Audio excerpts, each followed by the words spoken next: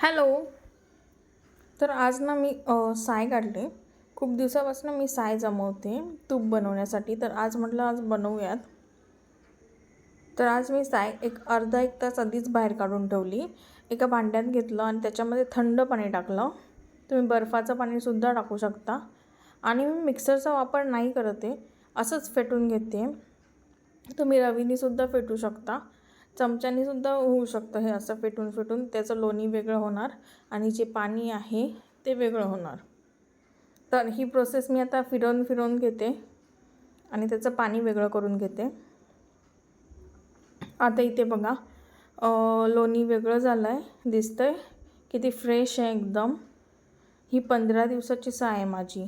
आता तुम्ही म्हणाल 15 दिवसाची साय म्हणजे 15 दिवसापेक्षा पण थोडे वरच आहेत, तर इतकी फ्रेश कशी?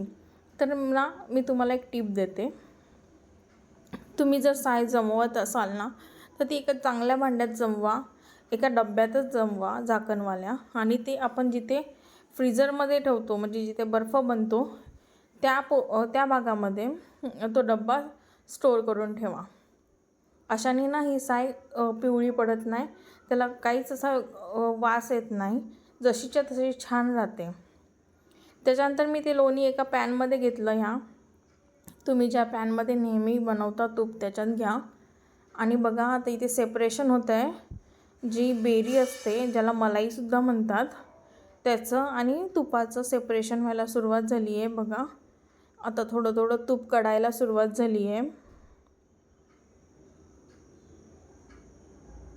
असं थोडं फिरवा आणि गॅसची फ्लेम ना स्लोच ठेवा, म्हणजे मंद ठेवा, फास्ट करू नका. नाहीतर लवकर ती जी बेरी आहे मलाई आहे ती लवकर करपणार आणि तुमच्या तुपाचा जो वास आहे तो थोडा करपल्यासारखा येऊ शकतो. त्याच्यामुळे मंद आचेवर बारीक फ्लेम ठेवून तूप कढवा. याच्यामध्ये तुम्ही तुळशीचं पान एखादी लवंगसुद्धा टाकू शकता तुम्हाला फ्लेवरसाठी. पण मी नाही टाकली, मला असंच ओरिजिनल जे वास येतो तुपाचा तो खूप आवडतो. फक्त मी याच्यात चिमूटभर मीठ टाकलं टेस्टसाठी. तुम्हाला पाहिजे तर टाकू शकता, अदरवाईज नाही टाकू शकत. हे बघा आता खाली बेरी चालू झाली आहे लागायला आणि तूप सेपरेट व्हायला लागलं आहे. आता हे माझी साय जी ती खूप कमी होती, त्याच्यामुळे हे पटकन बनलं. काही लोक खूप स्टोअर करतात साय, मग थोडा वेळ लागतो त्यांना बनवायला तूप. आता हे माझं पटकन 15 मिनटामध्ये माझं तूप बनवून झालं होतं. हे बघा छान असं तूप माझं रवाळ असं म्हणतात मराठी भाषेत. आधी आपल्याच्या आजी वगैरे म्हणायच्या की तूप हे नेहमी असं रवाळ निघालं पाहिजे. सो मी केलेलं तूपसुद्धा हे मस्त रवाळ निघालं, तर मला खूप स्वतःवर प्राऊड फील होतं आहे. आता मी हे छान एका गाळणीने गाळून घेते. आणि मी काचेच्या बरणीतच नेहमी तूप गाळून घेते, प्लास्टिकमध्ये नाही ठेवत मी. थोडं थंड झालं ना का मगच गाळा, गरम गरम गाळू नका.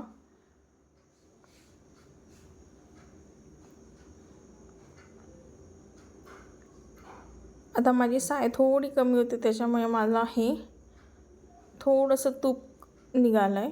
पण ठीक आहे, मला हे 10-12 दिवस तूप जाईल. कारण मी माझ्या मुलीसाठी हे तूप नेहमी यूज करते, तिला भातामध्ये वगैरे भरवताना देते. असं गाळून घेतलं आहे.